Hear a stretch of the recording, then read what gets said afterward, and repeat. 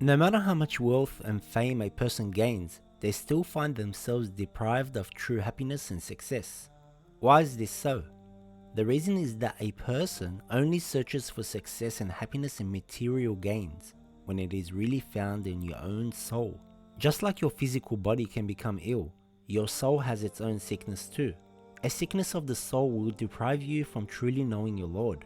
Remember the saying of the Prophet, peace be upon him? He who knows his own nafs knows his Rabb, his nurturer. Kibr is a major sickness of the nafs, the self.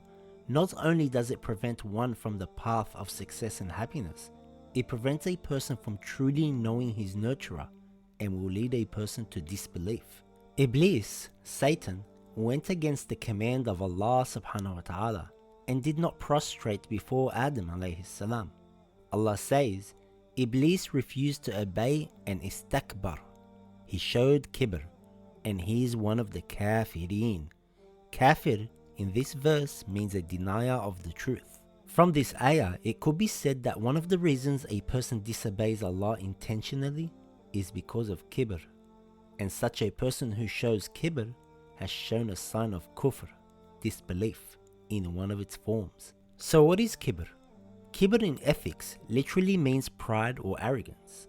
It is when a person sees themselves better and superior to others. They adopt the same wishful thinking as Satan, who said, I am better than him. You created me from fire and created him from clay. It is said that the first sin to have been committed in the world of creation was arrogance from Iblees. The Holy Qur'an says, is there not in hell an abode for the arrogant? Allah calls himself Al-Mutakabbir, which comes from the same root word as Kibr. Allah is the one that is truly superior and is regarded as the greatest. When a person falsely claims they are the greatest, it is a complete lie. No one is regarded greater in knowledge than Allah. No one is regarded greater in power than Allah, and so on. Allah says in the Holy Qur'an, it is His greatness that dominates the skies and the earth. This is why those that claim they are the greatest are called arrogant, because it's not true. You only have limited knowledge. You only have limited power. You only have limited resources. How can you be the greatest? And because you have completely lied to yourself, you have become a denier of the truth, i.e. a kafir, meaning that you have showed a form of kufr. There are different degrees and aspects of kibr.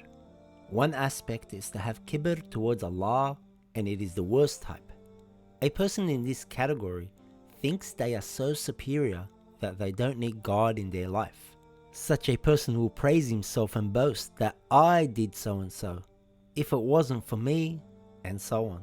They reach a stage that they declare themselves as God, just like the Pharaoh said, O chiefs, I have not known you to have a God other than me. He also said, Ana Rabbukumul A'la, I am your Rabb, your nurturer, the highest of all. He reached such a high level of pride that he tried to prove his claim by saying, O my people, does not the kingdom of Egypt belong to me?